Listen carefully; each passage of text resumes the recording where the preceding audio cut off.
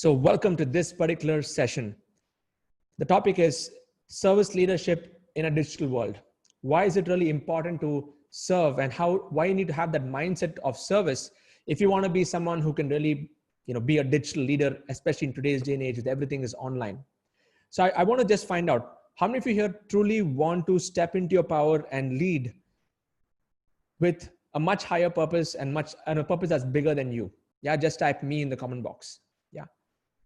Yes, and I want to wish all of you a very happy Guru Purnima. And this particular session is in dedication to all those masters who have really walked this planet and all those giants who have walked this planet who have made a very big difference in many of our lives. Okay, so whoever is your master, your mentors who have actually helped you, please acknowledge them. And I do that for my masters. I want to first of all acknowledge, the inspiration that I got from my spiritual master, His Holiness Jayapataka Swami, who actually gave me an idea of what is pure love, what is true service, and what is compassion. I learned that from him. I want to acknowledge Blair Singer, who's my other mentor, who actually taught me about what's the difference between being a normal, trainer, and what's the difference from being a trainer and a true leader.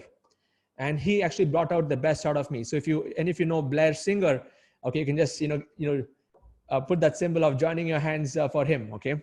The third mentor I would like to really, thank is my mentor, Vic Strizes, who has been really inspirational and, impactful. I mean, who's created a huge impact in my life as far as the internet journey is concerned. And whatever concepts I'm sharing are some very powerful, deep principles that I learned from him when it comes to this particular business. And I would also like to, acknowledge Sam Owens. He's another mentor that I'm following. So I mainly follow just 3 mentors in the online space besides my spiritual master.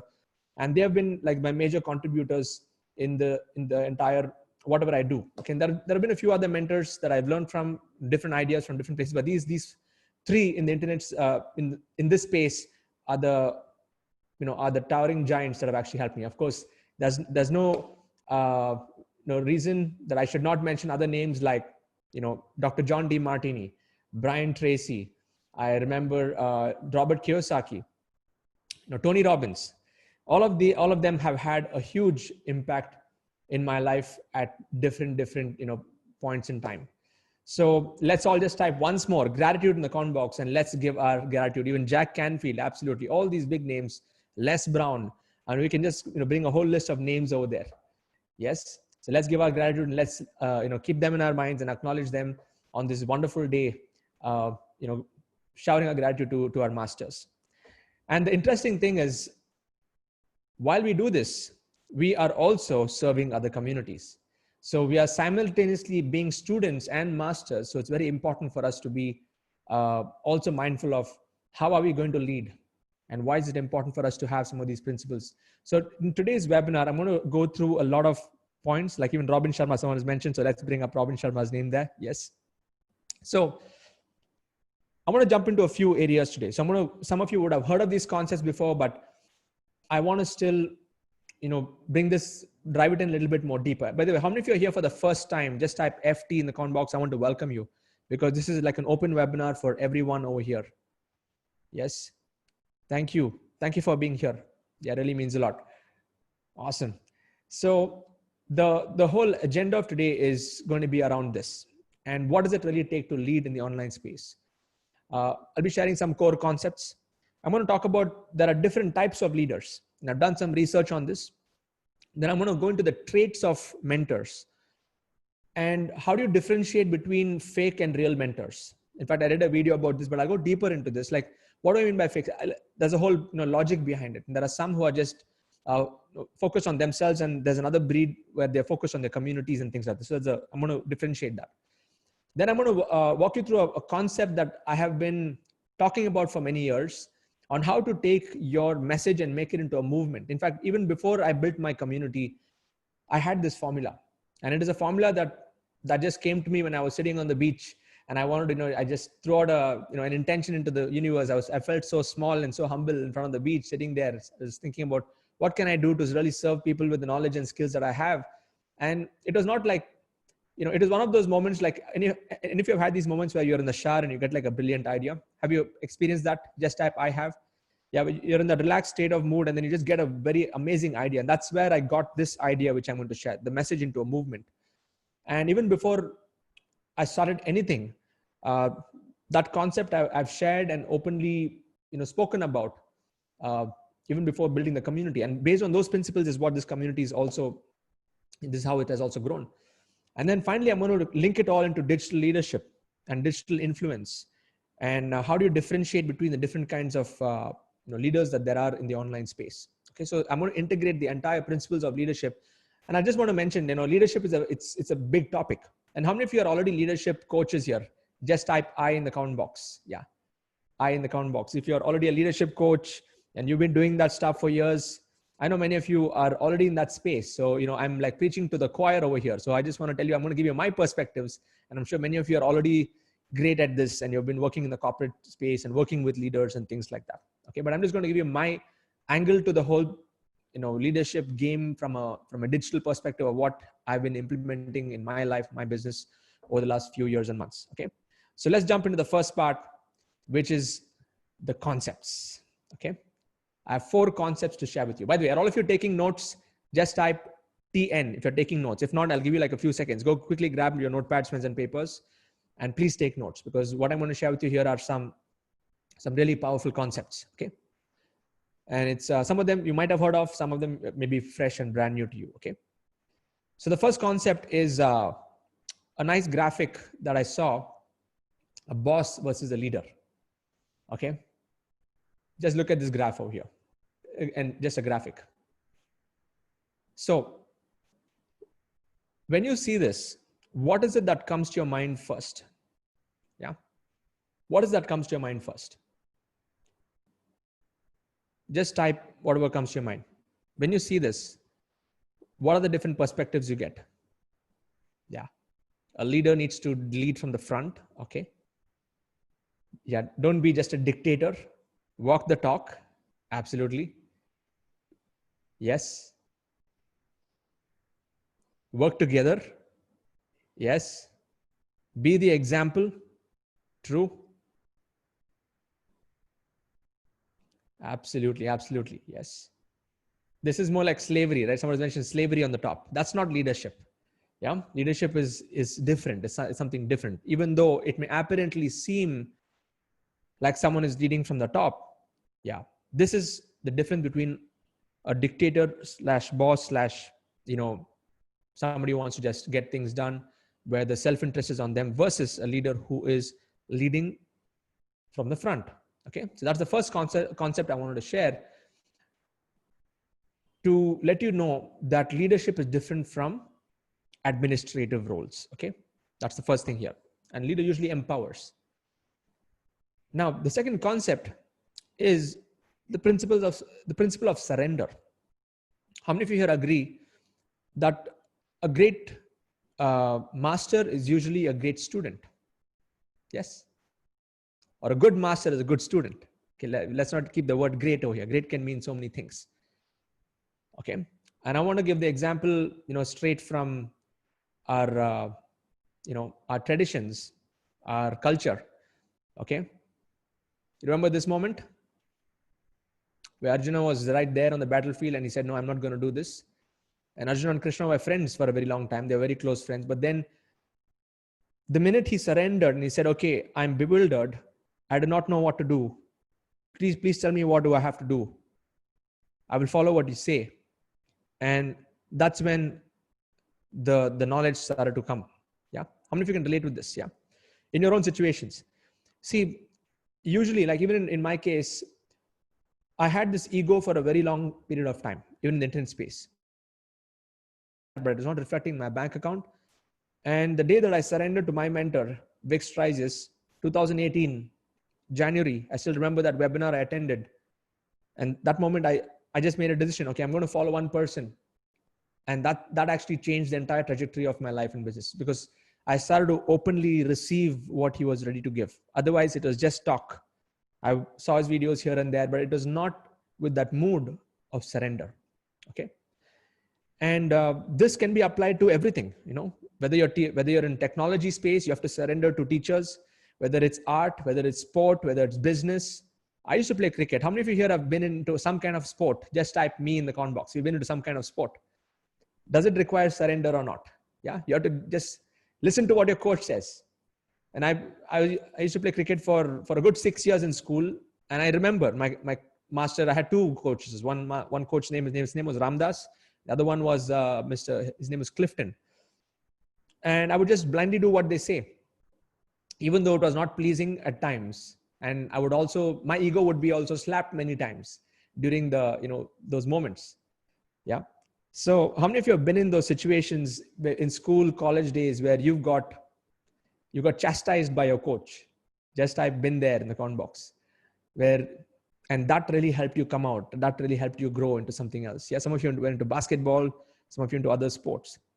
So the whole concept of, leadership actually comes from surrender, and leadership is connected to being a good student, because only if you're a good student, you would know what it takes. And like even in the case of Arjuna, in his Dronacharya example, like he was such an excellent student, he would just do whatever he says. And some of you would have heard of that example of, Dronacharya with all of them were there. He was teaching them. And then I think he asked them to shoot the bird on the tree. Yeah. By the way, is my voice too low? I'm just increasing my voice right now. Okay, fine. I think now it's cool.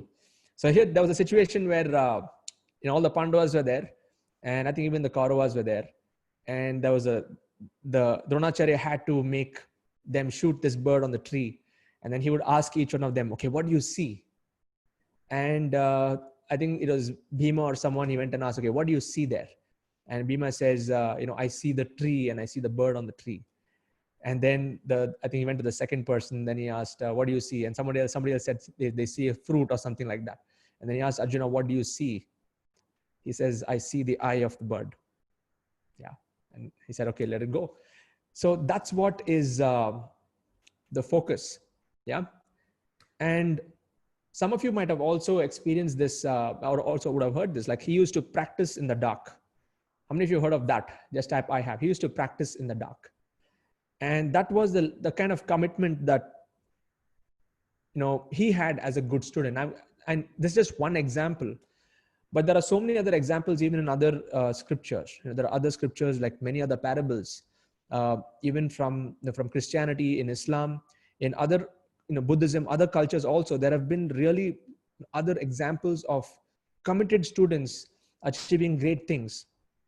And there's also in the Vedic context also, there is some examples that, when you have that level of surrender to a master or whoever you're following, by their whatever mercy or the blessing, blessing is such an important point here. One can even a person who's lame, he can walk over mountains. A person who's a dumb person can become an eloquent speaker. A person who is not having any qualities can become something great just by the blessing of the masters. Yeah. So how many of you are able to connect with this? Just type I can in the comment box, because there's some invisible force. Yes, there's a verse. I know that verse in Sanskrit, but I just wanted to keep it. Yeah, it's a beautiful verse that talks by the mercy of your masters, you can achieve any great things, even if you're somebody who's nothing. Okay, so that is the potential of being having the surrender and the mindset of someone like Arjuna, who's been a great warrior, and in fact he is the enlightened warrior. Okay, and there are so many other warriors in various cultures who actually demonstrated that being a good student is actually the qualification to be a great master. Yeah. Yes. So now we'll come to the next part over here. Then the third concept is, especially in the day and age that we are in, I want to share with you the concept called the learning pyramid.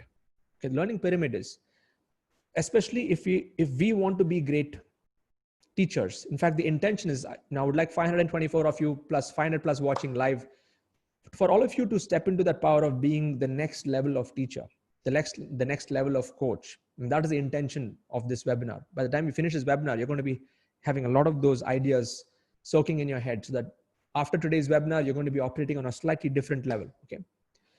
So when you look at the learning pyramid, there are different ways that one can learn. And the best way to learn is to teach others. The most boring way to learn is by listening to a lecture. Okay, how many of you have felt bored in classrooms? Just type I in the comment box. I mean, I could not even sit in class. I was an outstanding student standing outside class most of the time. 11% attendance in my second PUC. Okay, 11%, and that showed, it was too boring. Then reading comes next. Audio and visual comes next. Demonstration is even better. Group discussions is better. Practice by doing is very good, but the ultimate is to teach others. Even today's topic, I never thought that I should, even in the morning, I did not know I was going to do this webinar. But I thought, today is that day where we really need to acknowledge our masters. We need to really acknowledge all the people who have, played a huge role in our life. And I thought, why not do this? Why not use this moment and this particular time as a community where we come together?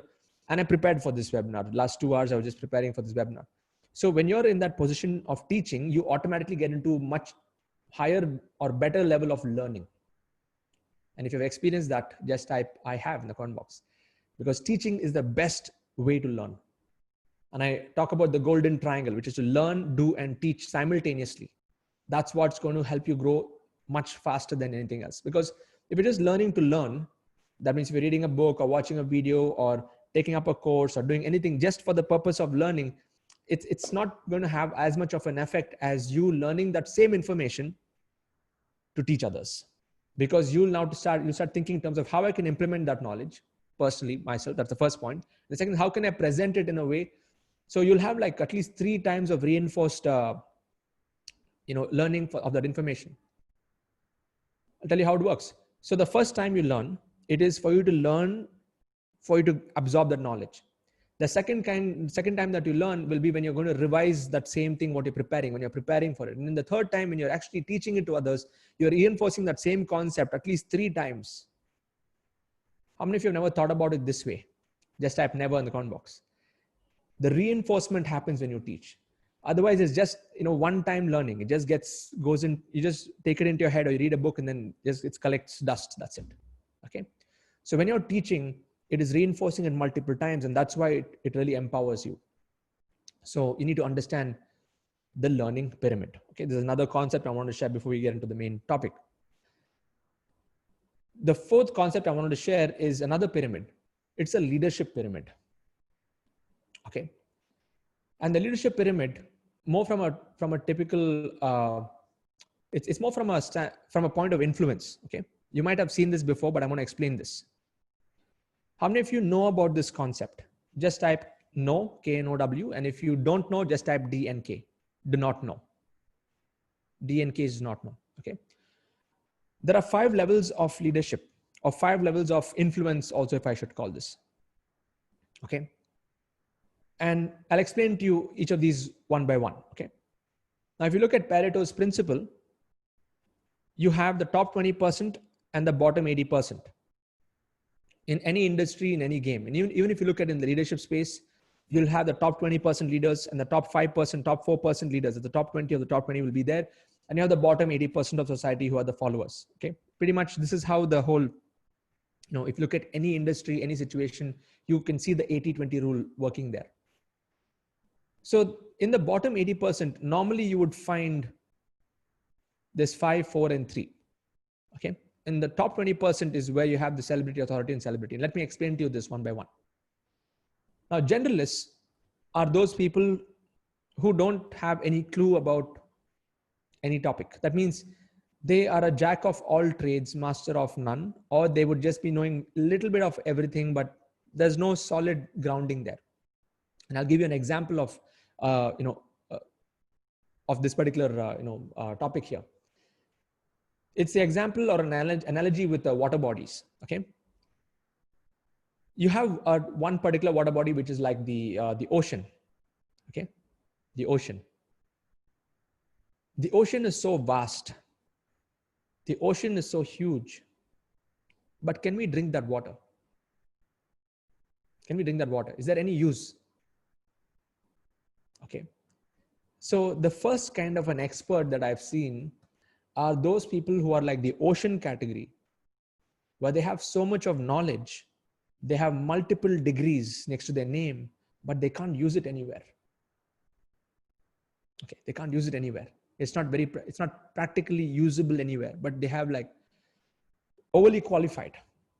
Okay. That is one category of people. Okay. The second category is, the analogy is that of a marshy land, marshy water. It's very shallow. There's no depth over there, but there's a lot of water over there. And that is an example of someone who has little bit of knowledge about many things. Yeah. Who have little bit of knowledge about many things. When they speak, when they say the first few words, you'll be like, wow, this person knows so much. But then when you start probing a little bit deeper, there's no substance. They keep saying the same thing again and again and again. There's no depth in knowledge. Have any of you seen such people? Yeah, just type I have in the comment box. Yeah. If you've seen any such people, where their entire philosophy or their topics, there is no substance. Like can't go deeper than what they've already done. And that means that they're not learning much. Okay. They're stuck at, they know a little bit of many things. They know how to impress, but they do not know how to go deep. Okay. Exactly. Jack of all, master of none. That is the marshy water. And you have the third category, which is a well. Now, well category is where you go deep. Now, in the well, in marshy water, you can't drink that water also because it's dirty. Yeah. The well water is something that you can, someone who is gone deep, who's dug so deep, and it's like fresh water that they can give it to others and they can also drink. Okay. So this is a beautiful analogy that I got from one of my other, my own uncle mentor. So he shared this with me, okay, on these three different types of categories when it comes to knowledge and people of knowledge. Yeah, there's going to be a replay of this webinar. I'm going to be posting this on YouTube and Facebook later on. Yeah. So have all of you noted this down? Just type noted. Okay. So now we will come to this particular point, which is the generalists. The generalists are usually this jack of all, master of none. They are not very sure about what is the topic. They don't go deep into it. Okay. Then you have a specialist. Specialist is better than generalist. They have a lot of knowledge, but they may not know how to present that knowledge. They may not know how to influence people with that knowledge in the right way. So for example, somebody may be a very good musician, for example, very good in playing that instrument. He's a specialist, but when he's going to teach somebody, nobody likes to learn from him. Okay. Because there is some disconnect. Even though he's a specialist, there is disconnect between him having that knowledge and giving that knowledge to somebody else. If any of you can relate with this, just type I can. If you know anyone in this category, they're very good at what they do, but there is no relatability there. No one is willing to listen to what they say. Okay, this is a specialist, just a pure specialist category. Then on top of this, in fact, the bottom end of society, mostly I would say 60% will cover these two categories. The top 20% of this bottom category here will be the authorities. Authorities are who have subject matter expert. They have a following. They have some amount of expertise, and that's great. And I'm sure many people are in this category moving up to the top 20%. An authority is someone who is knowledgeable. People are ready to listen to them, but they don't have a large influence. They are working with small groups, maybe few hundred people. That's it. Okay, it's not like mega influence. Then you have the next category, which is the celebrity category. Celebrity is very famous. People follow them. They're brand ambassadors. They hold a product. People go and buy that product. They have like a mega influence in this world. But the only thing that they lack is they may not have substance in terms of the knowledge or anything. Like they just do it because they're famous. It's purely based around the fame category here. Okay. Then you have the top 5% of the game, or the top 4% of the game, is a celebrity authority. Someone who's famous and who has the power to influence and to have substance in what they're known for one thing and they're really like big. Like we can talk about Gary Vee. Okay. Gary Vaynerchuk. Can you give me a few of the names, celebrity authorities in the online space who have lots of followers? Yeah. Tony Robbins, celebrity authority. Okay. Louis Vuitton, Grant Cardone, celebrity authority. Pat Flynn, celebrity authority. I'm not celebrity authority yet. Okay. Probably I'm in that authority to celebrity. I'm just moving there. Okay, there's a lot more. Robin Sharma, you're looking at the big players, right, who have millions of followers. Sandeep Maheshwari, yeah, Bob Proctor, Les Brown, Sam Owens, Jack Canfield, all these big mega influencer names. Yeah, Amitabh Bachchan, yes, Russell Brunson, Jaggi Vasudev, absolutely. T. Harv Eker, Elon Musk. Yeah, Elon Musk is a classic celebrity authority. You know, he knows his stuff. Okay, he knows his stuff. Russell Brunson, yeah, we already called it. Oprah Winfrey, Dhoni, yeah, Jim Rohn, all are big names that we know. We've been reading many of their books. Okay, excellent. So we have all of these different names. Thank you for sharing. Okay, thank you for sharing. So now you understand that there are different levels of authority and leadership. And the best position to be in is definitely moving all the way up to celebrity authority, where you can have mass influence. It's like where you can really impact people at a much larger scale, where you also have substance. You're not just like a poster boy or a poster girl just holding some product. You're not just like a film celebrity or a cricket celebrity. You know, I mean, it depends on to what level of extent that you want to go much deeper to impacting the world, just beyond, you know, the profession or the game or whatever. Okay. So these are the these are 5 levels of the leadership pyramid. Now let's get into the real, we're just getting started now. Okay. All of you noted down this, all of you with me, just type with you in the comment box. Perfect. So I want to set this is the foundation. So you understand that there is a learning pyramid, there's a leadership pyramid. You need to have an element of surrender, and there's a slight difference between this. And I was doing the research. There are 9 different types of leaders or leadership styles. And there's nothing good or bad about any of these. You just need to pick the one that resonates with you, or you can even take a blend of these 9 different leadership styles.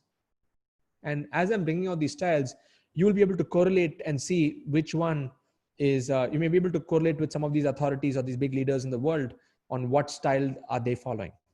If you guys want to see this, just type BIO in the comment box.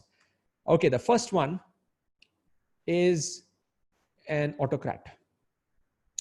An autocrat is someone who says, do as I say, or else, you know, it is like the bossy type of leader. Going back in the history of time, Hitler was like this. Okay. And there were many other leaders where they were very focused on only their views, and they used fear to really get people to do stuff. This is the first kind of leadership. The second kind of leadership is an authoritarian. Okay. Authoritarian is slightly different from an autocrat. They are more like, follow me, do what I say, because they have an authority in their space. They're not using fear, but they're using knowledge, or they're using something else, but it's not as hard as being an autocrat. An autocrat is do as I say, or else. Authoritarian is just follow me. Okay. Number 3 is you have the pace setters. A pace setter is someone who follows this approach. Just do as I do and follow whatever, you know, I do. And then you're able to lead them based on the pace that you're setting for your team. Okay. Or pace that you're setting for your group. The fourth kind of leadership is a democrat. A democrat mindset is slightly different. It's always asking questions. Okay, what do you think I should do? It's taking like a democratic view and, you know, running more and more polls and making decisions based on what the community wants. Okay, this is also a good way to look at it. Okay, number 5 is a coach kind of leadership. A coach kind of leadership is slightly different. It's like they are more like, consider this. It's more like why don't you consider this, and why don't you do this? Okay, it's a little bit more like on a friendly level. There is not so much of a level of superiority. Like all of these they ride on superiority. Especially this is like there's a very high superiority complex over here. Then you have number 6, which is the hands-off leader. Hands-off is what, you know what, do whatever you like. I'm just going to tell what I have to say from my side. You do whatever you feel like. That's perfectly fine. You know, you have this other kind of leadership mode. Then you have number 7 is a very transactional leader. Transactional leader is someone like, okay, let's get down to business. As long as there is business, it's cool. Okay. Or as long as, things are in favor, based on what they want, things are good. It's very transactional. Okay, very, very transactional. You'll be able to see that in some leaders. Number 8 is the charismatic leaders. They can like swoon people with their charisma and their charm and their everything, you know. Just people like to just be around them, and they're spinning, their mind is spinning in this gaga land. Okay, charismatic leaders, and for them it's like, I'm awesome, right? So they are awesome. They're like the star of the show, and everyone is like just swooning around them. You've seen those kind of leaders. And number 9 is you have the servant leadership. Servant leadership is where the people come first, and their whole sense of leadership is based on service. It's not, and that's why the whole even today's theme has, you know, it's about servant leadership. It's about service leadership, where it is not just about any of these other points. You can take elements from all of these places, but it's where the mission is bigger, and you're doing this more like a service. You have to, mostly the servant leaders are those who will actually walk the talk. They're always, you know, ready to do things for others. They're always where the people need to come in the forefront. Okay. And all of these different leadership styles have their own pros and cons. Like I said, there's nothing good or bad about any one. It also depends on the situation in which you are in. Okay.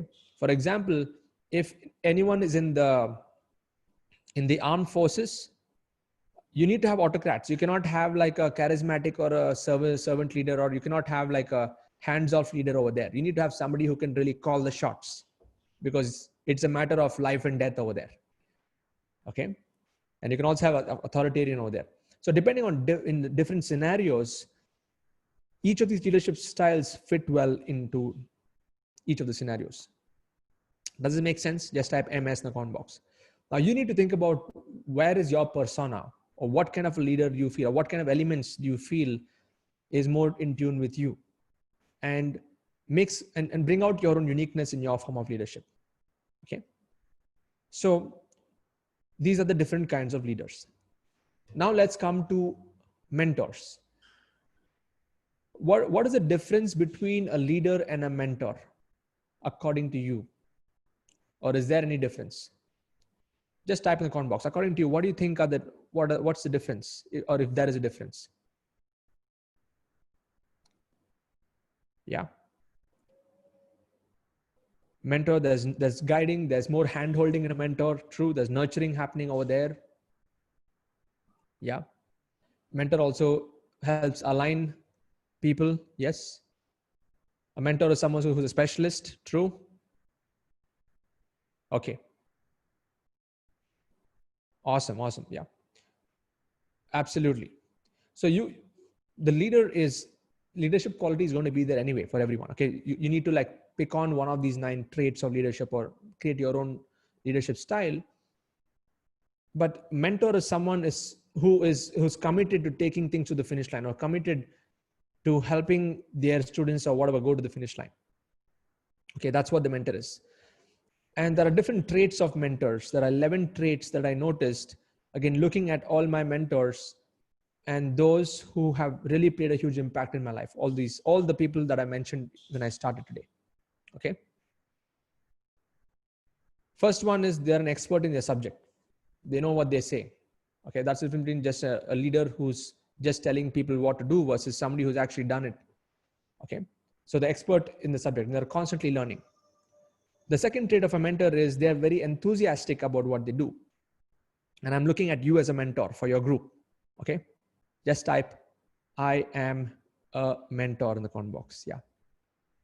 I want you to be that mentor. I want you to now look at, these are the qualities that you're going to, enhance, if you don't have all of these fully to the full extent. Okay.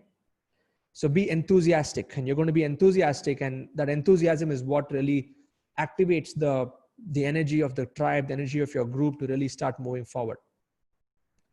The third quality that is to be respectful, because you cannot be someone who's very sectarian, or someone who's just aligned to one, this is the only way, or things like that. You need to be respectful to understanding people of all walks of life. How many of you feel that this is important? Just type important. Yeah. Courtesy, respect. You can't just keep bashing people down, and especially in today's day and age. Okay. Can't keep your head in the air and think that, you can say whatever you feel like. You need to be mindful of what people, you can put people in their place. If there is something that is going out and which is not actually true, you can put people in the right spot. And it's good to also have the fire as a mentor, but with respect.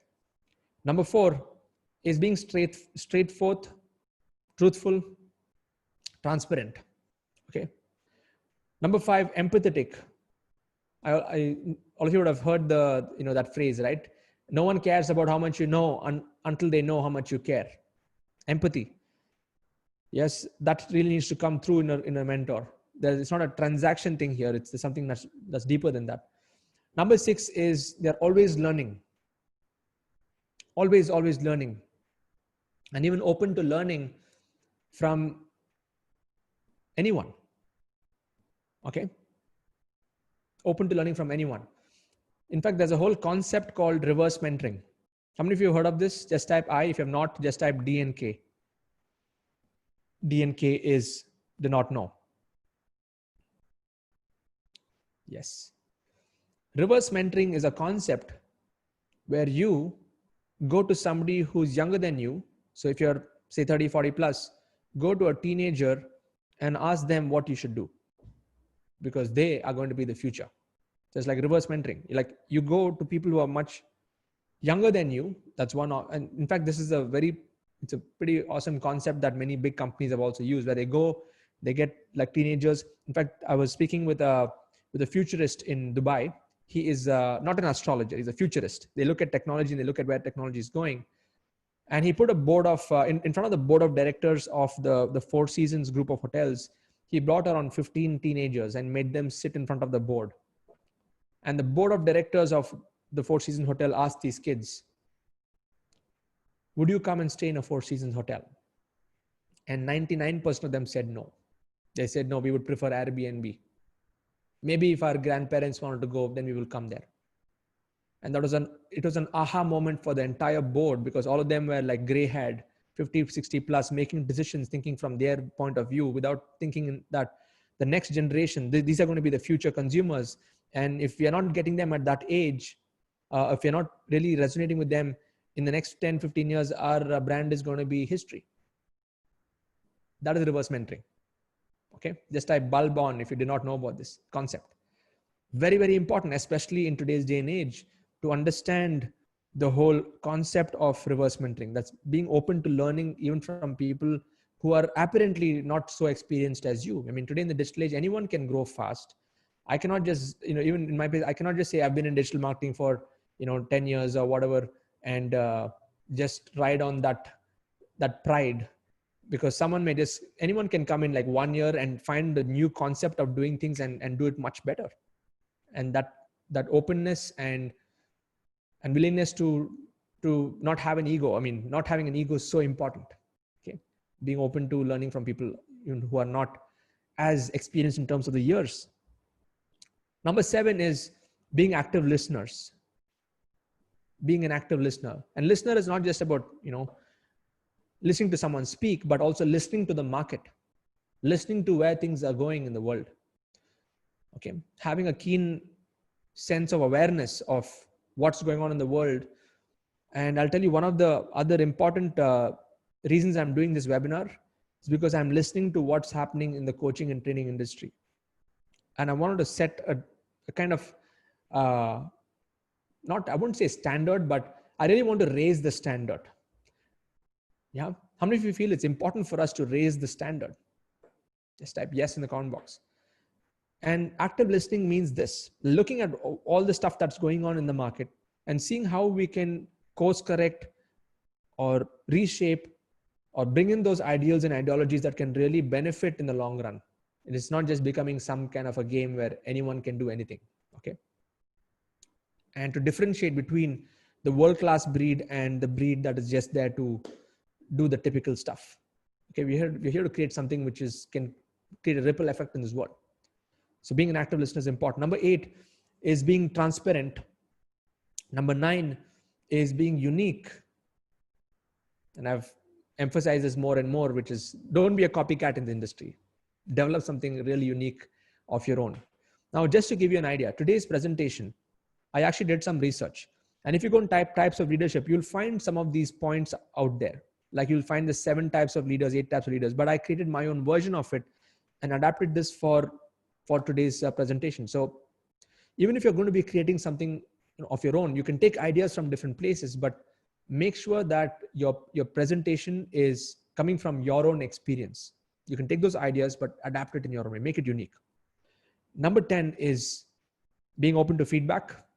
And number 11 is where the vision is bigger than you. I'll just use the word you there. When your vision is bigger than you. And I got this kind of, I would say, clarity only after going through Vic, only after getting mentored under Vic, and the kind of the points that he shared in his training, it installed like a new lens through which I was looking at marketing, the way I was looking at life, the way that I was looking at the world, and everything started to fall into place after that. Okay. So was this useful? Traits of mentors? Yes. Now, on a scale of say 1 to 10, what rating would you give yourself? Where 10 out of 10 is where you have all of these 11 traits, and it does not matter how much you score, but the main thing is for you to be mindful of what are those gap areas. If you know what are those gap areas, start to put that on your list to work on. You need to work on those areas. Fantastic. Really appreciate it. See a lot of 7, 8, 9, 10s in this group here. Nice. Excellent. So these are the traits of mentors.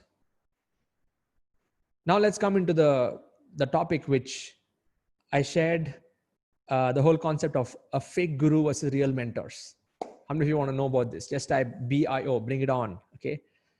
And this is something which I posted a video on YouTube, and it's got more than some 5,000 views in a short span of time. And I wanted to make it very clear that, there were a few videos going around even on YouTube on the fake guru culture in India, this and that, all that stuff. But I wanted to set the record straight, because there is a differentiation between these two. And you cannot generalize the entire training coaching industry to just be like a fake guru culture. Okay, there is a very clear distinction over there. So I'm going to now break it down. I'm going to give you like a difference between these two, between a fake guru and a real mentor. Okay. Now, let's now look at, we'll do like a one by one. We'll bring out point by point, and let's start off with the first one. Okay. Usually the people who are, if I should say fake guru in that category, they're driven purely by fame. They just want to be known, and they will do anything under the sun just to be known. And usually the real mentors, if you look at all those names that we've spoken, Dr. John D. Martini, Les Brown, look at all these big names that you spoke about, Jack Canfield, they're driven by service. They're driven by really, really going deep into helping humanity, helping society. Okay, there's a clear differentiation between that. Okay. The second element is they have a very flashy and overhyped marketing. If you normally see this, like very flashy marketing, and because they want to use charisma and they want to attract that audience using the shiny objects, big homes, fancy cars, beautiful girls around, all kinds of stuff like that. Yeah. How many of you know what I'm talking about? Just type, I get it in the comment box. You get what I'm saying, right? And again, I'm going to tell you here that you need to go deeper to understand why they're doing what they're doing before you make any judgments. But usually I've seen, like when I look at the entire industry, they use things like this. Okay. The real mentors are using raw and real marketing. That means they drive through content, like a lot of in-depth content. Like Sam Owens, if you go and see in his channel, nothing flashy. In fact, he's just sitting at home. He's sometimes sitting in his shorts, wearing a cap. There's nothing flashy. It does not have to be, primed and prepped and sitting like with a suit and stuff like that. Does not even required. But what he says is deep stuff. Okay. And it really changes the whole, the mindset of the person listening to him. Like, for example, just to give you an idea, I think he's got more than 3,000 testimonials. He's generated over more than 60 or 70 millionaires he's created. Results speak. Okay. Results speak more than anything else. So using raw and real marketing. The third category is usually they are not congruent in their message. They keep changing their message based on whatever is the hottest thing right now. Okay. And usually I've seen this happen, again, with all due respect. I was in the direct sales industry, network marketing and stuff, but usually the leaders in these industries, if they're not if they're really not congruent, they keep jumping from one opportunity to the other and they're not congruent. How many of you have experienced this? Just type I have. I have experienced this. Yeah.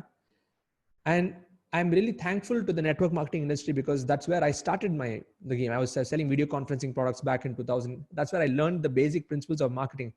And it was a great learning experience. But I'm talking about leadership over here, where, you know, over a period of time, the whole thing was about recruitment. The whole thing became about, you know, it's a different game altogether, not congruent in the messaging. And that's when even personally I decided, you know what, I'm now going to build only something of my own. And I want everyone to build something of their own. If ever you need to bridge into something, say as an affiliate space or whatever, bridge it into something that is solid, that is really, really long term. Okay, that's why I don't promote anything else but 4%. Okay, because it's my mentor, and I don't want, you know, anyone to like many people have asked me this question. Sid, why don't you start an affiliate program of your own? Why I want to become an affiliate of your programs and, you know, promote your products. And it is always at the back of my mind. I do not want to become a business opportunity. I want you to create something valuable of your own. I want you to be creating something which you have control over.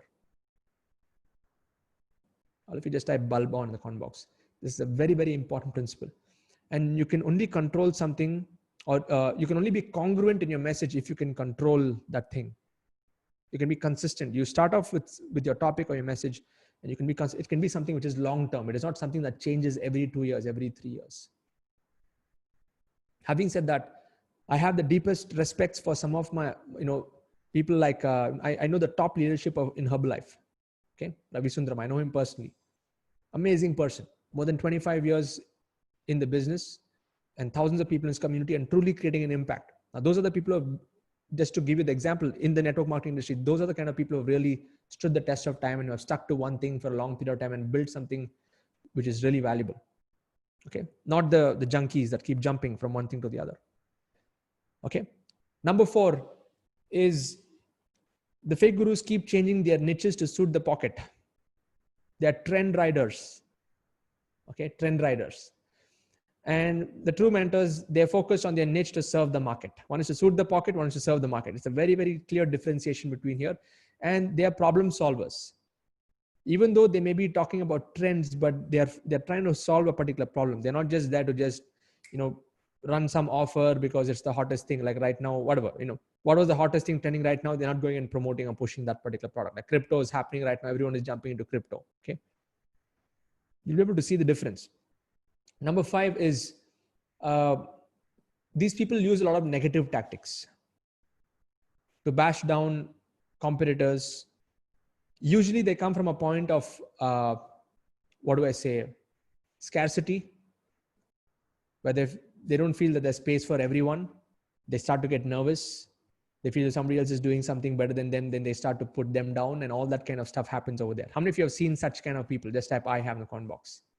Where their whole tactic is to bring somebody else down, and that's their nature.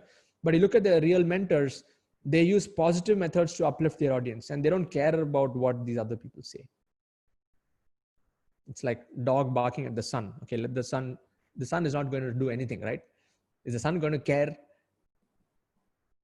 Very, very important. I mean, this is something which even my mentor Vic told me when I met him in Vegas last year. He said, Sid, you're just starting off right now. Don't worry. But you know what? Once you start to grow, you'll see a lot of people you'll start to see the crap also coming away. So just be open, ready for that. I mean, just look at, when you go later on, you can go and see Vic. A lot of people have written all kinds of things about him, which, yes, he has been through his own learning curve. He has made some mistakes in the past. He's open about it. But the fact is that you need to be open to also, you know, coming across a situation like this and sticking to your ground. Sticking to your ground. Just type I'm a warrior in the comment box. Yeah. You're a warrior. And people may have different views about you. Don't take it personal. As long as you know that your intentions are true, your intentions are always there. And even I shared this even in my inner circle call, is just bless them. It's okay. They are giving their opinion from their point of view. But as long as you know that you are serving your audience to the best of your capacity and you are really doing the best to help them, no matter who bashes you down, you continue using positive methods to uplift your audience. Okay. Number 6 is, most of these people are only good at the communication. They are very good at the charisma side of the game. Good communicators. And usually in the golden triangle, you have the learn, do, teach. They're good at learning and teaching. That means they can learn anything today and they can teach as though they've been doing it for a very long time. Great at that. But still, it's only surface level knowledge. Good parrots. Okay. They may not be at the actual hands-on execution. They may not have those skills. Okay. So number 6, if you see, these guys are excellent at execution and they've got depth in knowledge. Number 7 is they use funnels to con customers. Okay. Funnels is a very powerful principle. Funnels are filters, Russell Brunson funnels. And even in Russell Brunson, you would see like a lot of people are, all kinds of funnel hackers are coming all over the place. All people are promoting all kinds of products. But usually their products don't have much stuff. Their selling equals self-interest. That means every single number on their, every customer is a number on their Excel sheet. They don't look at that as a person. They don't look at their customer as a person with aspirations, who are living a life. They're not able to look at the human side of their business. Whereas if you look at the real mentors, like I've seen guys like Vic and Sam Owens and all these people, like they use funnels to drive customers through a value ladder. And for them, selling is a form of service. It may seem like a very thin line because funnels are used in both these scenarios, especially in the online space. Okay. Is this all making sense till now? Just type MS in the comment box. This is making sense. Yeah. So you need to have the stuff, like you need to develop something which is really impacting the customer. Okay. And even when I look at my email list, it's not just a bunch of numbers here. I look at it as an entity. It's like an organism of something living there. There are so many lives behind that email list. There are so many dreams and aspirations. There are so many things behind that list that I see. It's not just a list. Even my customer database is not just a database. There's some energy inside that. When you start to look at things in that view, everything will change. Your communication will change. The way that you connect will change. Everything will change. Okay. Number 8 is, they think they know it all. Yes, been there, done that. I am the number one in this space. They use those phrases. Okay. Even to describe themselves. I'm the number one coach. I mean, how can somebody say they're number one? What is the measure? Honestly speaking, just type in the comment box. How can somebody say they're number one? On what basis? Don't do that. Okay. If some of you might have done it unconsciously or whatever, without knowing, I would never say that I'm India's number one info marketing expert or whatever. I can use the word leading, but I don't need to use the word number one. I don't need to use number one. Somehow it's not a zero-sum game. There's room for everyone. Okay. Now the real mentors, they have mentors and they constantly keep learning and investing in themselves. So that's the difference. Okay. It's like a full cup here and they're always an empty cup, ready to learn. Number 9 is the only results they have to show is their own marketing. That means how much money I have made. Endless income snapshots. Today I made so much. Tomorrow, I know it's like, it's mostly about their own marketing and their own sales and their ability. And they may be good at it. No doubts. Okay. Whereas if you look at Sam Owens and these guys, he's got results oriented case studies, like the entire focus is just on the students. How many students have got results? Say 67, 70 millionaires. All of those are going to be more highlighted. And in fact, only looking at that, I've taken that same approach. And never you would see me sharing income snapshots and stuff like on social media. That's not even the whole focus. The focus is on the Hall of Fame. I want the spotlight to be on you, on how you can get those results, and your success is my success. It's simple. Okay. How many of you are going to be adopting that? Just type I will in the comment box. How many of you are going to adopt this concept? Because this is a big one. Because if you take this approach, your marketing will happen automatically, because you don't have to say anything. The results that you're getting for your students will automatically get you new customers, and your whole focus is on the results of your students. That is what is a real mentor. Otherwise, anyone can do any Photoshop stuff and show this is how much money I made. Okay, that's easy, and that is like old school now. Previously, people used to fall for all of those marketing things, and I've also fallen for that and bought all kinds of courses in the past. Okay. Number 10 is a very short-term vision. Short-term vision is what? The me first attitude. How can I win right now, today? Nobody else can become better than me. I am the one, and I will do whatever it is to bash down everyone, and I need to dominate the space. It's me, that whole attitude. And the second, the real mentors they have a long-term vision. This is what I learned from Blair Singer. Blair Singer always says, mission first, community second, me third. If you have that attitude, you can never go wrong in your decision making, in your community building. This is what is a true mentor, true leader. And again, these principles have been ingrained so hard into me by Blair Singer. I've been attend all his programs, Train the Trainer, Making the Stage, and multiple other programs. I mean, he's a magician. I mean, if not for him, the depth of this concept wouldn't have even gone into my system. I would still would have played this game on the top over here. Okay. So how many of you found this segment insightful? Just type insightful, because now you'll be able to clearly differentiate. And even Blair Singer, he says something. He says, everything suggests something. In fact, all of you can type that in the comment box so that it gets into your head. Everything suggests something. And I'm going to tell you a story of how this impacted me. Okay. So what happened was, this was in an event in Phuket, Making the Stage. I was attending that event. It's a high ticket program. And then I was, I think Vikram, you know what I'm talking about. I think you're in the same room or something else. Yeah. I came around, I think 2 minutes late after a break. Okay. It was like a session where they were broken into multiple groups, and then everyone was in the room.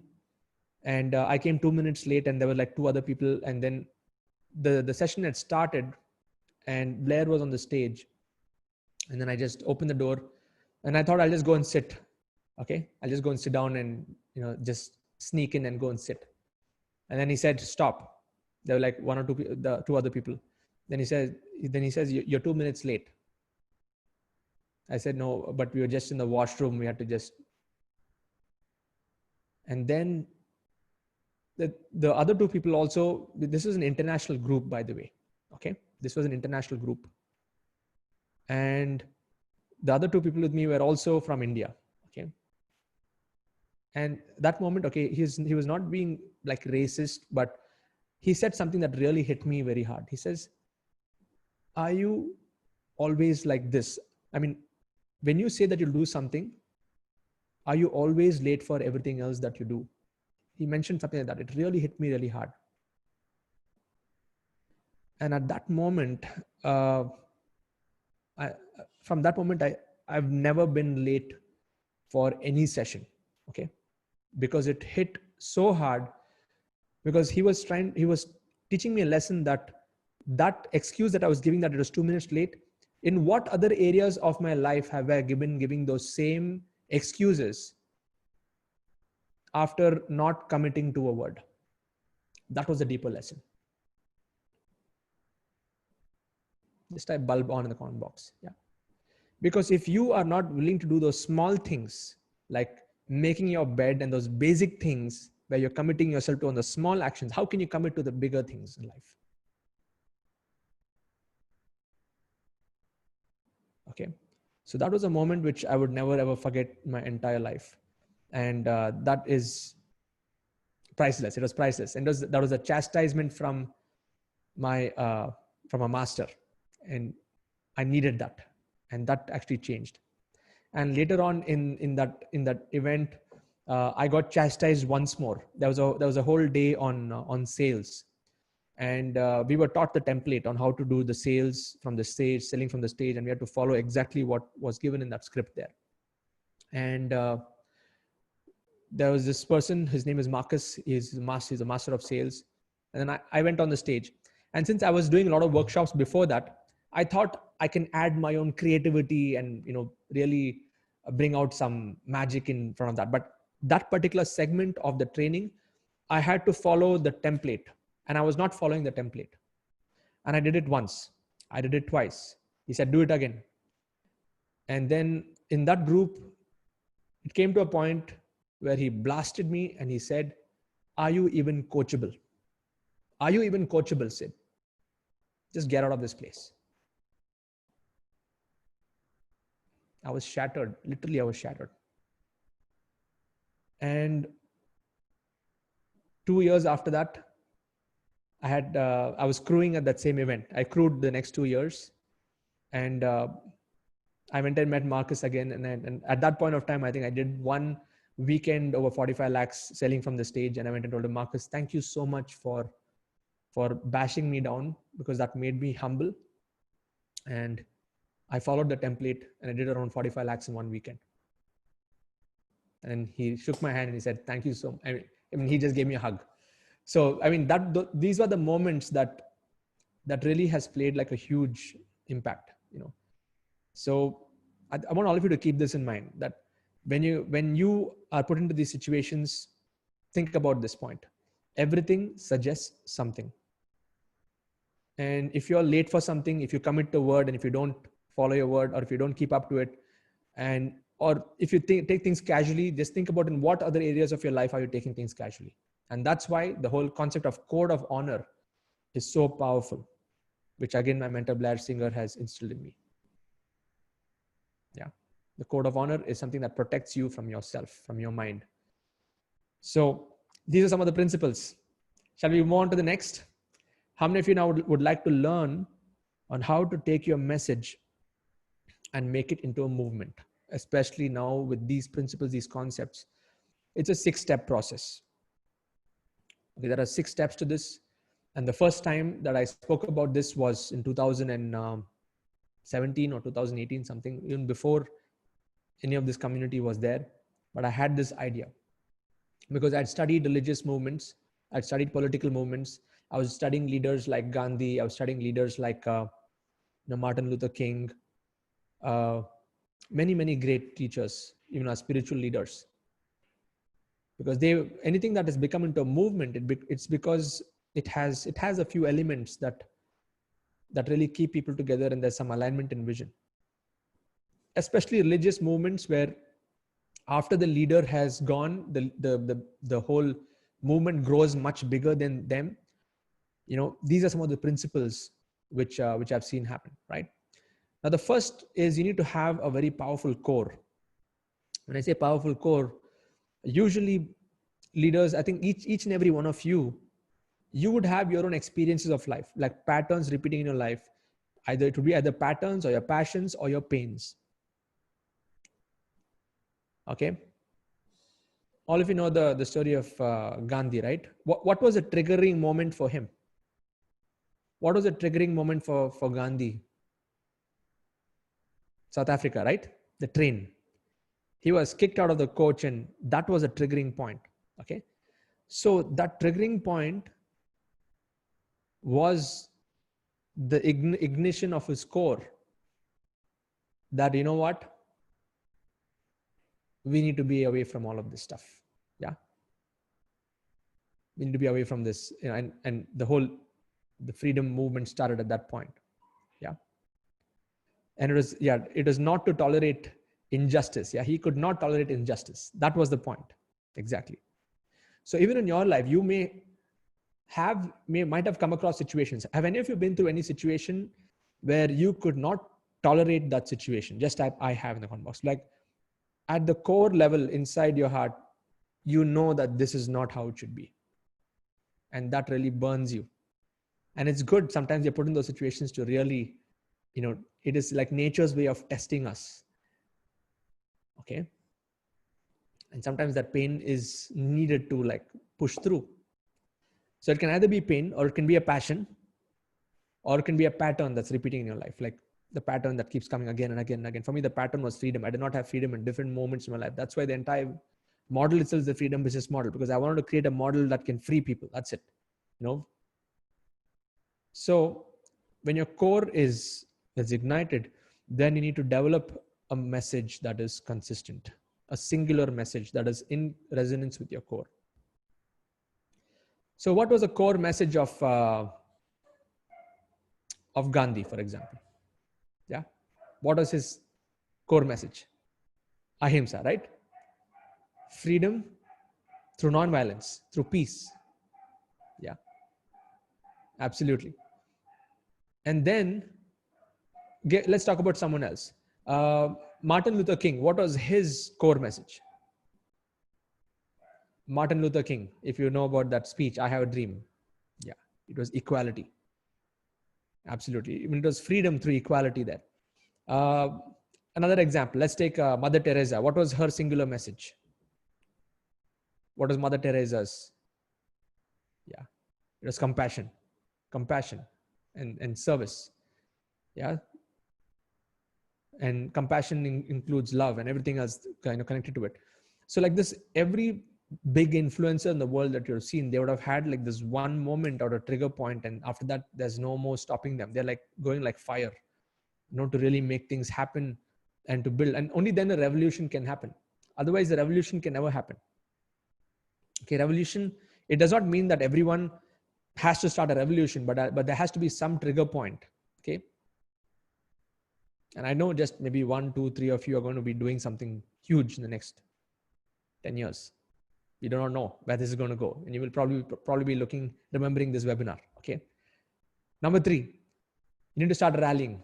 Rallying is what? We are doing marketing here through content, posting out videos. So rallying, see, whenever I do webinars, what I'm doing is in one sense, I'm rallying about my mission, which is to live a lifestyle of freedom.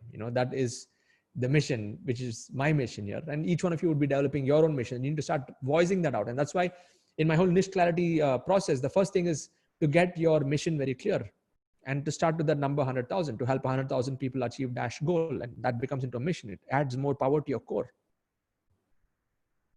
How many of you feel that mission statement that you have actually written for yourself, if you're in my community, it has added more power to your core? Yes or no? Because if you don't have that simple statement or that elevator pitch, which I say, hi, my name is Dash.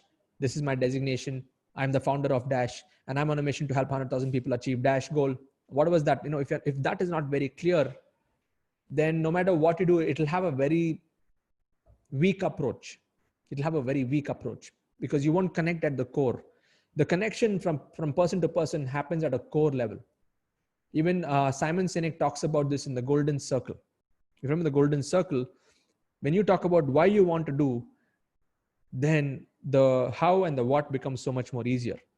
90% of the people only talk about, 90% people talk about what they do. Very few people talk about why they do what they do. And again, Simon Sinek's video on TED, just go and watch it later. He gives examples like Apple. Okay. Apple, Steve Jobs, he spoke from the core. Okay. He's a great marketer, by the way. He's one of the greatest marketers on the planet. He was able to create like a cult like following because he just had 2 words, think different. I mean, that was the original marketing of Apple. And he used these different kinds of ads that would connect to the core of the individual. Whereas everyone else was talking about what they do and, all the other stuff. Yeah. So even from a communication standpoint, you need to like reverberate from there. Then it has a deep core connection. Okay. And even when you do your videos and you do your webinars, when you are able to align yourself with that pain or that pattern or that passion And then when you start to voice out that singular message, and then you talk about your content, you'll see that your students are connecting with you will be on a much more deeper level. You'll be able to really become like a magnet at that point of time. And then what's the step number 4? Yeah. Is to nurture. Just rallying and not nurturing is not good enough. You need to build your communities. Yeah. Build communities. Yeah, you can sell your products. Like my whole methodology is like, once you sell your product, then you start to nurture them from that point. You give them a lifetime support. After that, every week you do a weekly inner circle call, mastermind call, things like that to really get them together. And then what happens? Once you nurture the community, you'll start to, the 5th step is to empower the leaders, because you'll start to see leaders emerging from your own communities, your own tribes, whatever may be your topic, whatever may be your niche. You start to see people getting results. Then you empower them with the tools, the skills. Like in our community, we have the leadership council and we have the freedom facilitators now. All of them are running their own meetups and stuff. So that's one way I'm empowering them to also drive it forward. It's no more about the individual. It's about the community now. And number 6 is then you take it into a movement. The movement grows. It starts to compound. We are just in like our community, the Internet Lifestyle Hub is just starting right now. Probably it's just 2 years now. But the momentum will start building over time. As long as there's consistency in the message, there is clarity, and there's a code of honor that all of us follow. Okay, code of honor is nothing much. We just follow the value system. And today's session is one of those sessions where I'm also, aligning all of us with the right thought process when it comes to leadership, when it comes to mentoring, when it comes to coaching, when it comes to teaching online, so that we are all in sync and looking in the same direction. Okay, we may not see eye to eye in some ideas, and this is again a beautiful quote. It's a relationship quote, but it's more like a husband and wife quote. It's like true love between a husband and wife is not them looking into each other's eyes and saying I love you so much and stuff. But true love is where, in spite of the differences, you're together, but both of you are looking in the same direction. You have the same vision for the future. That is alignment. That is alignment. Okay. Now the same thing, even in this community, many of us may have different views, different ways to do things. That's perfectly fine. But as long as you're aligned to the bigger vision, bigger purpose, that's what is going to create the momentum for any community to grow. How many of you found this segment useful? Yes. Just type useful in the comment box, because this is the structure of how do you turn your message into a movement, and let it take its time. Don't worry about making it into a movement. As long as you're pure, you are clear, you're consistent, and you're there to serve, it'll all tie in and it'll come together. Okay. I'll repeat that. Purity, clarity, consistency, and service. When these 4 things are aligned, it will start to come together. Okay.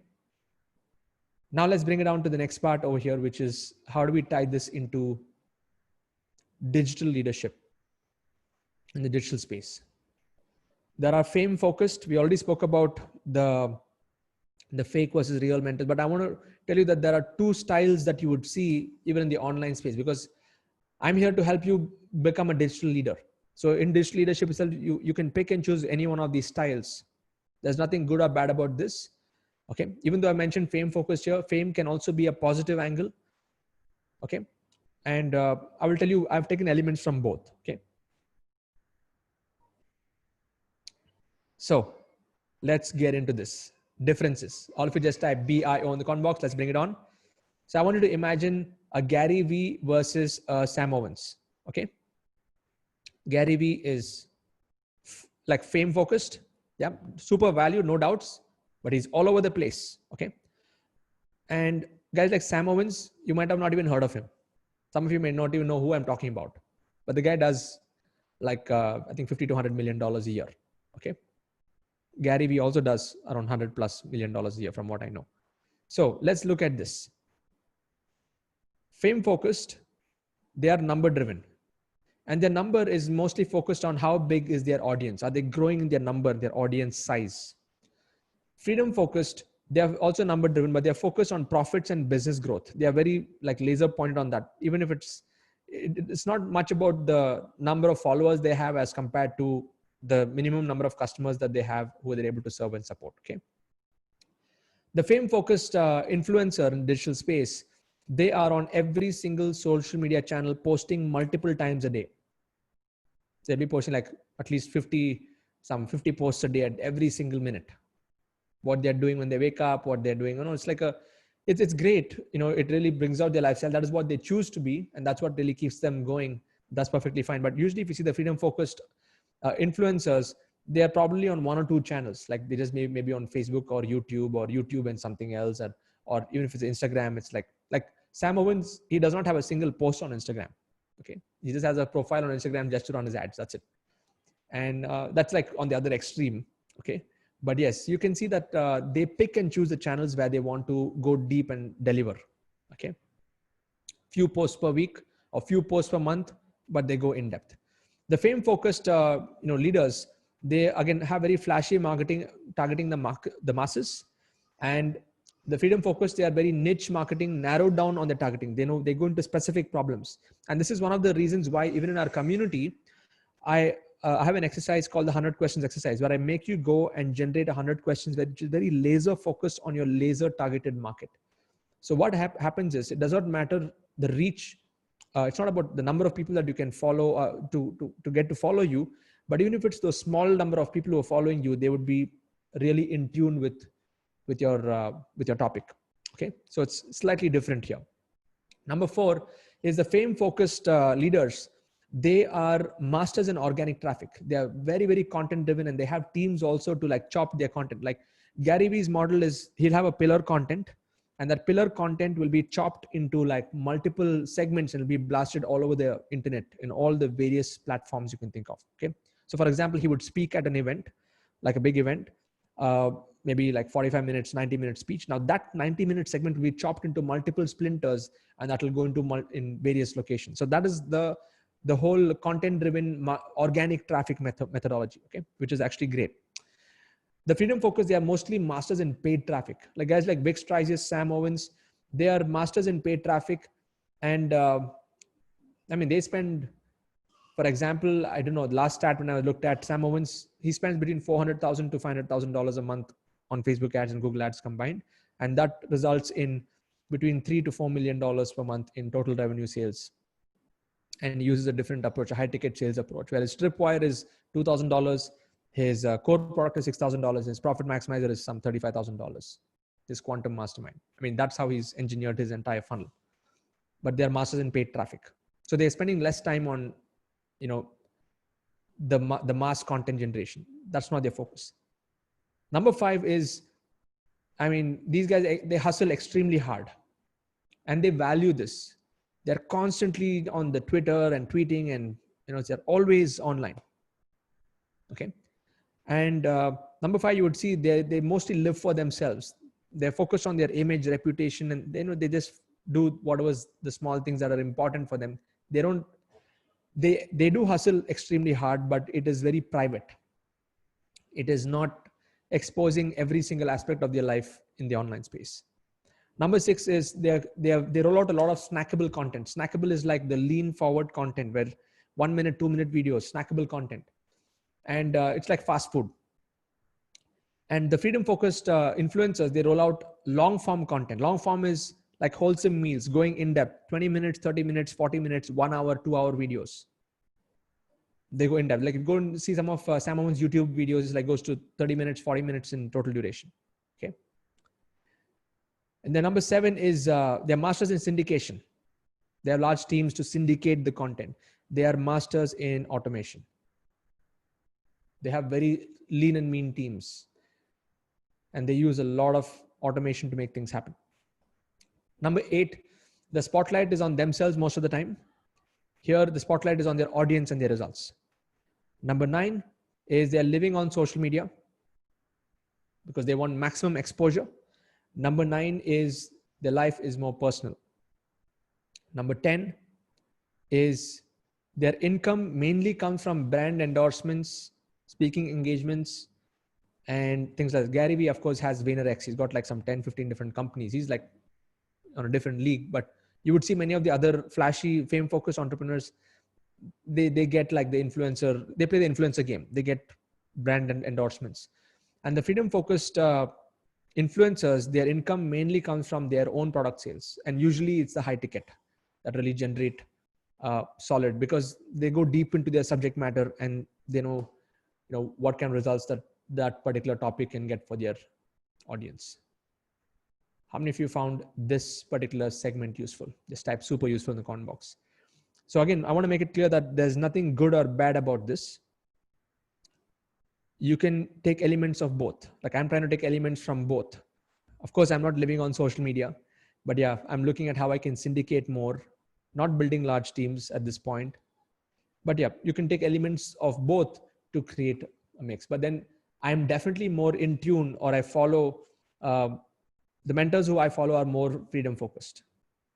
Like for example, Vic, he's got 6 kids. I do not know, he's not posted like big pictures of all of them all over the place. But his focus is on his subject. Go to the 4% channel and you would see him having all his, in-depth content, 1-hour videos, 45-minute videos, going in depth. And those, even though it may have a few thousand views as compared to having millions of views, you can be sure that the audience who are watching those, even though 1,000 people are watching, they are more connected to him and they would end up buying from him. Okay. Same with Sam Owens. Few thousand views, not too many views, not millions as the other apparent big influencers. But those million of view channels, I don't think they would make so much of money from their own products or whatever. It's just the brand endorsements that and YouTube revenues that come to them. Okay. But these guys would be making actually much, much more than many of them because of their, the product that they have. Okay. So we have covered all the different elements of service leadership. And how many of you are now clear on you stepping forward and stepping into your power and making this happen? Just type clear in the comment box once again. Yeah. I thought it's important for me to share this more from a perspective of,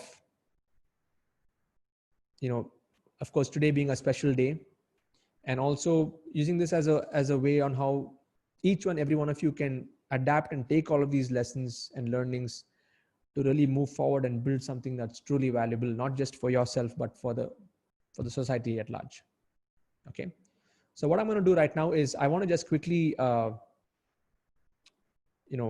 send you all a link to my Facebook group. I have a VIP Facebook group, and I would like you to type there, what was your key takeaways and learnings from today's session? I'm going to just keep this open right now, and I want you to share in the comment box over there, and I'll tell you where to share this. Okay. Inside my Facebook group, you would see that I just posted a video on service leadership in the digital age. I'm going to give you a link to this, and I want to give you like a few minutes, and I'm going to read all the comments. Please go and type below that. Okay. So you already have a spammer over here. I'm just going to delete this spammer here and remove this member here. This is exactly the opposite of what we just spoke about today. Yeah. So go in here, and I will just make a quick edit on this post. What did you learn today? Because this Zoom link will not be valid after this. Yeah. Please share below. All of you like that post and comment below that post. And I want you to write a solid post below that. Okay. And while this is going on, okay, I'm going to be posting a recording of this also later on inside this particular group. So all of you can watch it. And I want all of you to just, also answer this poll so that I know, because this is an open webinar that I did for everyone. So if you're in my inner circle or not. So let's read some comments over here. I'm just going to open up some comments. Yes. Thank you, Himanshu, for that. And please write a big comment. I don't want like a one-liner comment. Give me a big comment. I'm going to just share the screen and keep this going for the next 5 to 10 minutes before we close. Click on that link. And if some of you are just coming into the group, I'll approve all of you to come in. If you're not in this group, please go and share your comment of what was your biggest, maybe your top 3 learnings and takeaways from this topic of service leadership in a digital age. Yes. So Himanshu, that was your learning. Thank you. Shukmar, you learned about traits of mentors. Okay. Tejas, you learned about authentic service is the key to personal and financial freedom. Absolutely. Nayan Kansara, you can go deeper into that. If you just say the pyramid, it will be what pyramid? The learning pyramid, and you can also mention the leadership pyramid. Yes. Thank you, Vineet, for that. Keep sharing your comments. Okay, thank you, Vineet. Thank you, Icon. Thank you, Karthik. Pavan, Shrutida, thank you for that.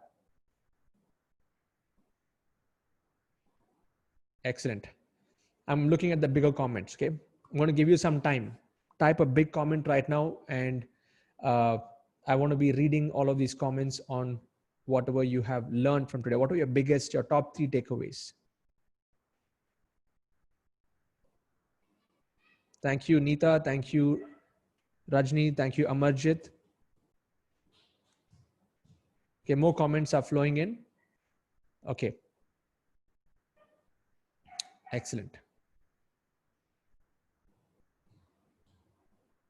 Thank you, Sushmita. Thank you, Saubhagya Sahu. Congratulations for your success. I'm just going to keep scrolling. Keep them flowing.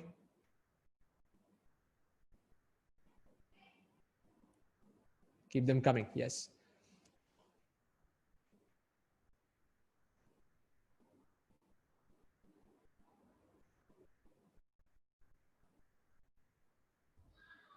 Thank you, Kushal. Thank you, Aslam. Thank you, Dani, Funny. We have Chinmaya. Thank you for that.